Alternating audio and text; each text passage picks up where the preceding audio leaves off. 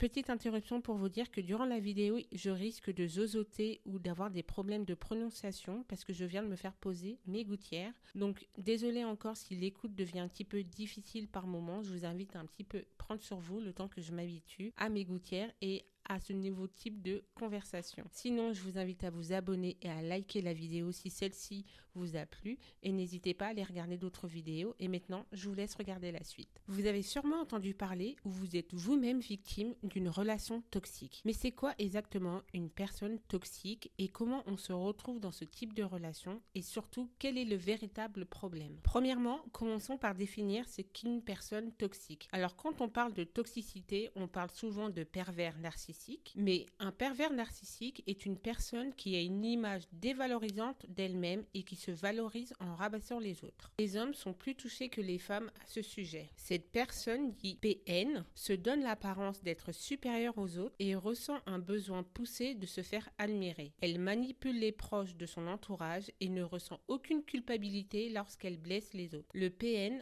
peut être un conjoint, un ami, un collègue ou même un membre de notre propre famille avec qui on entretient un lien étroit. Mais alors, une personne toxique, c'est quoi exactement? Déjà, pour savoir, il existe plusieurs relations toxiques, qu'elles soient narcissiques, antisociales, borderline ou paranoïques. Mais de base, une personne toxique se fait au regard de votre seuil de tolérance vis-à-vis des agissements qu'elle a envers vous. Tout simplement, la personne toxique, c'est vous qui décidez à partir de quel moment elle est toxique pour vous. De manière générale, il peut être convenu qu'une personne est dite toxique dès lors qu'elle ne répond pas à vos critères personnels de bien-être et qu'elle commence à avoir un impact négatif sur plusieurs domaines, comme votre façon de penser, sur votre façon d'agir ou sur les relations que vous entretenez avec d'autres personnes de votre cercle social. Bien souvent, une personne toxique ne se rend pas compte de son état et c'est en partie ce qui entretient ses comportements envers la victime. Maintenant que nous avons vu la définition d'une personne toxique, alors comment on peut se retrouver dans ce type de relation? Alors, une personne toxique peut être un de vos amis, un collègue de travail,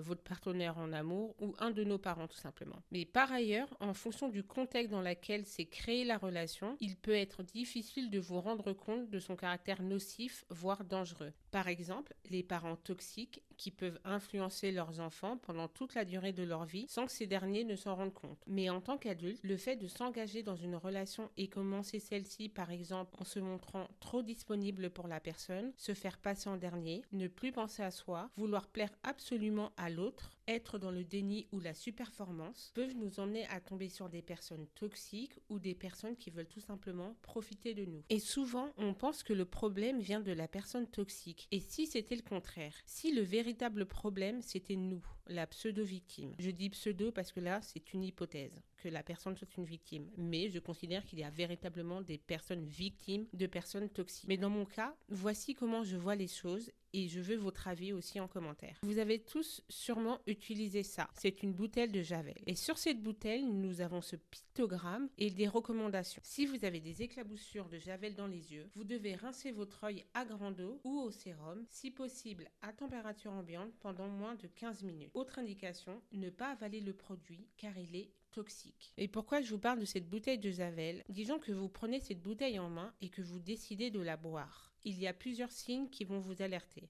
Premièrement, l'odeur. Quand vous allez l'approcher de votre bouche, vous allez ressentir une odeur désagréable. Mais disons que vous ne ressentez pas l'odeur. Alors, il y a un autre signe qui va venir, c'est une fois le liquide sur votre langue, il va avoir le goût. Vous allez de même sentir que le goût, l'aspect, pour le coup, va vous dégoûter. Mais là encore, disons que vous n'avez pas senti le goût ni l'odeur. Alors, une fois la bouteille bue, vous allez vous sentir mal. Maux de ventre, tête qui tourne, bouffée de chaleur. Alors, disons que là aussi, vous ne pensez pas que le problème vient de la bouteille que vous venez de boire. Alors, vous allez interroger une autre personne. Normalement, cette personne vous alertera sur le fait qu'on ne boit pas de la Javel et vous conduira directement à l'hôpital car vous êtes en danger. Dans une relation, on va prendre une relation amoureuse, c'est pareil que la bouteille de Javel. Cette personne est la bouteille de Javel. Vous avez des sens et vous pouvez vous fier à celle-ci. Vous sentez que cette personne est étrange, écoutez-vous. Si vous êtes souvent déçu, dégoûté par son comportement, écoutez-vous. Si cette personne vous rend malheureux ou malheureuse et que sa présence vous fait plus de mal que de bien, larmes, isolement, perte de poids ou prise de poids, ça peut exister, écoutez-vous. Si on vous conseille peut-être de prendre du recul sur cette relation ou personne,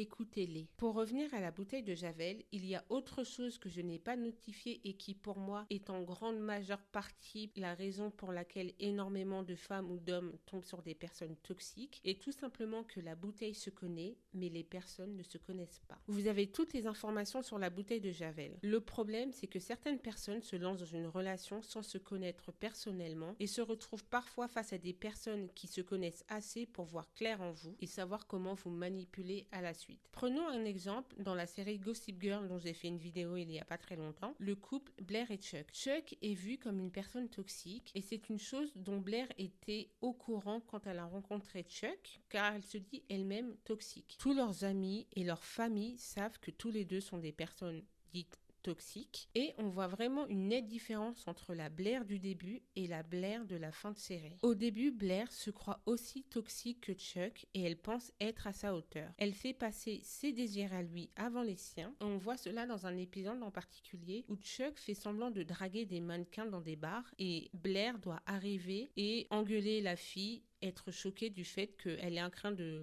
draguer son copain et que Chuck, lui, est en train de la tromper. Et au début, ce petit jeu l'amuse, mais elle voit que lui, Chuck, prend beaucoup plus de plaisir à faire ça qu'elle et donc elle se force à le faire. Le problème est là. Chuck, lui, n'a jamais changé. Il n'a jamais menti sur qui il était. Il se montre tel qu'il est. Et dans cette relation, Blair souhaite à tout prix que Chuck lui dise je t'aime et lui prouve son amour, chose que lui a toujours dit qu'il ne lui dirait pas. Celle qui m'empêchera de partir et de te tourner le dos.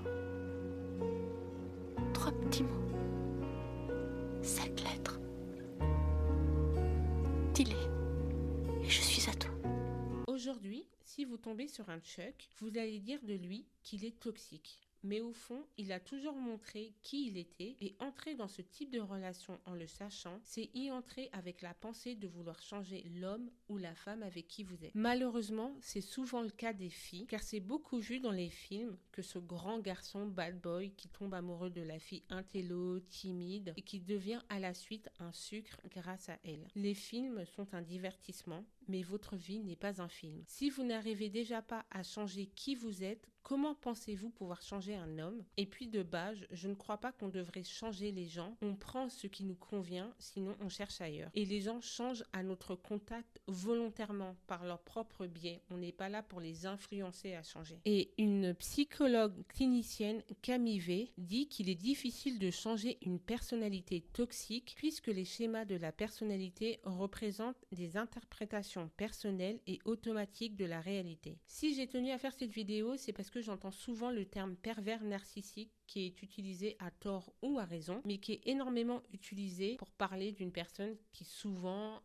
nous a brisé le cœur, ou on n'est plus dans cette relation-là, où elle nous a fait quelque chose de mal. Je voulais juste mettre en lumière qu'une fois dans notre vie, nous-mêmes, nous avons été la personne toxique, ou nous avons eu un agissement toxique envers quelqu'un d'autre, et que le terme pervers narcissique n'est pas à utiliser à la volée et sans aucune réflexion, et pour un oui ou pour un non. Il y a véritablement des gens qui en sont victimes, et pour cause, Camille Hotline, qui tient un podcast sur Spotify et Deezer et qui a une chaîne YouTube qui s'appelle Mimi by Camille ou Camille by Mimi, je suis désolée, je ne me rappelle plus, qui a eu une interview avec Kezali, qui elle parle de sa relation toxique qu'elle a eue avec un homme, qu'elle décrit comme pervers narcissique. Je ne suis pas là pour dire si oui ou non il n'est pas pervers, mais elle a été dans une relation toxique, elle savait qu'elle était dans une relation toxique et possiblement cet homme est un pervers narcissique. Je crois que dans l'interview, elle le met entre guillemets, comme moi-même je le mets entre aussi guillemets, car si vous regardez une personne narcissique, il est très difficile de le comprendre et de le voir. Aujourd'hui, malheureusement, ce terme est utilisé pour un oui et pour un non, et on a l'impression que tout le monde est toxique. Encore une fois, un pervers narcissique et une personne toxique sont deux choses différentes, et j'espère que cette vidéo vous a au moins permis de comprendre ce qu'est une personne toxique, comment on peut voir des signes avant-coureurs que cette personne-là n'est pas faite pour nous, ou encore si vous êtes victime vous-même d'une personne toxique, je vous invite invite à demander de l'aide autour de vous, à parler avec un psychologue ou un psy, mais d'être vraiment suivi par un personnel de santé professionnel, car les séquelles peuvent être vraiment graves à long terme. Donc réellement, si vous êtes victime de cela, je vous invite à être suivi psychologiquement pour cela. Et je vous envoie tout mon amour et toute ma force. Et si vous voulez rester dans la même lancée, je vous conseille ma vidéo sur les daddy issues, qui parle un petit peu des troubles des daddy issues et comment pouvoir s'en sortir et comment les décrypter, ou encore sur l'astrologie et l'impact qu'a l'astrologie sur les femmes. En attendant, quand c'est toxique, quand ça sort du lot, quand ça se complique, quand y a plus les mots, j'aime changer d'avis quand tu me tournes le dos.